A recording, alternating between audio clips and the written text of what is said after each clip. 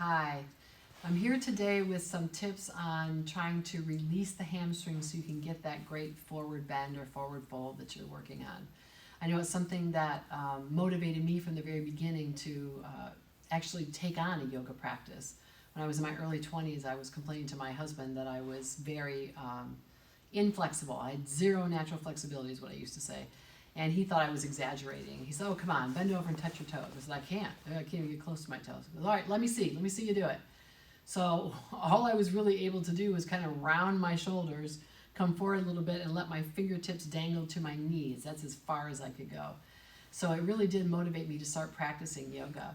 And I made a lot of progress in terms of softening the hamstrings and doing different exercises or postures that would help move me toward that goal of being able to get my hands on the floor.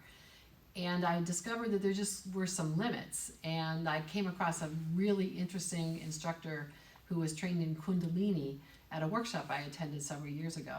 And she said, sometimes it's not just about the muscles, it's about the skeletal structure.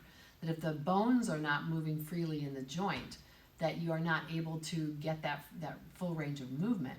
So she showed how to do some simple exercises to get the vertebra of the spine to move more slowly, particularly the lumbar spine, the base of the spine, so that you could let the hamstrings release and get more of a forward fold. So she demonstrated and I started using it and really did see some additional results. So I wanted to share that with you because it's very quick and very easy. I'm going to turn to the side so you can see what I'm doing because Kundalini, which I don't know a lot about as a tradition, but I know that a lot of the exercises or the postures that they do, the sequences that they do, have a lot of forceful breath work where you're inhaling and exhaling forcefully using the abdominal muscles to create that forceful exhale. Which means before you do this, you're going to want to make sure you blow your nose so you're all set. But I'm going to sit here in a cross-legged posture. You could sit with your hands on your knees. I happen to just like having my hands on my ankles. Gives me a little something to kind of hold on to. And I'm going to breathe. I'm going to inhale and exhale forcefully. And I'm going to focus on just trying to move these lower vertebrae in the spine with flexion and extension. So I'm going to inhale and extend and exhale and flex, but focusing on moving just here. Now, typically you would do this for 60 seconds, 90 seconds. So I'm just going to demonstrate it, and then whenever you practice it, you can do it as long as you like. I'm going to do it at my pace. It's usually very rapid and forceful, as I said, but you can slow it down a little bit for yourself if that feels more comfortable for you. So here we go. Big inhale.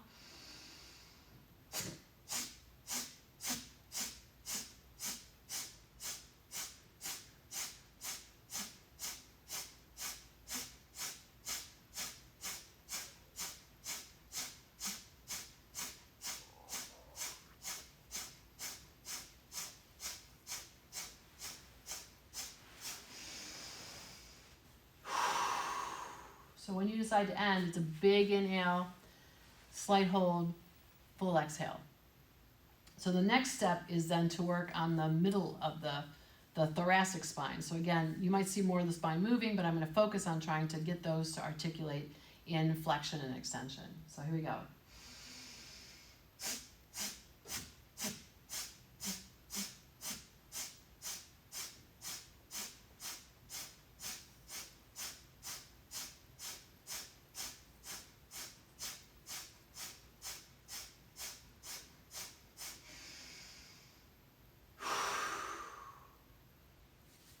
Okay, the last piece is to work the whole spine in flexion and extension with that breathing. The difference here is I'm going to do the exhale through the mouth to allow for a little more force in the exhale. Extend my legs. I've got my feet flexed, and I'm going to reach up with the inhale and come all the way over with the exhale. Now, I can't cover that kind of ground as quickly as I did with the other ones. So it's going to be a slower pace. If you need to slow it down even further so it's comfortable for you, feel free to do that. So here we go.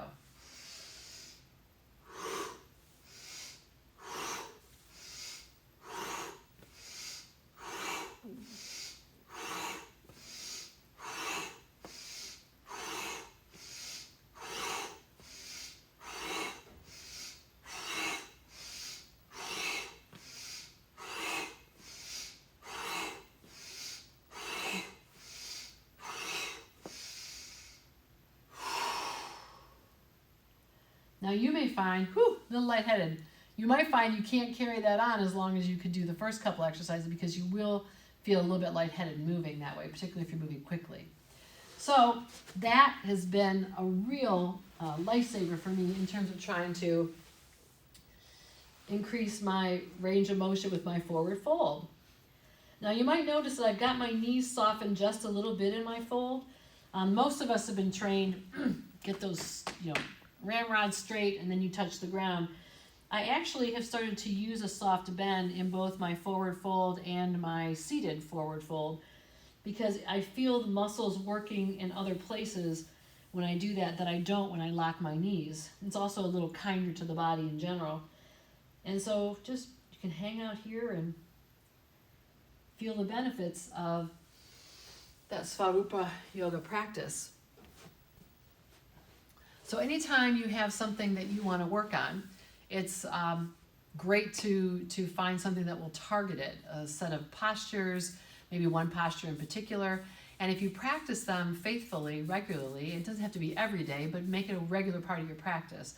Like these 3 exercises I showed you here today, I include those in my warm-ups. They're sort of the end of my warm-up because they're a little more vigorous.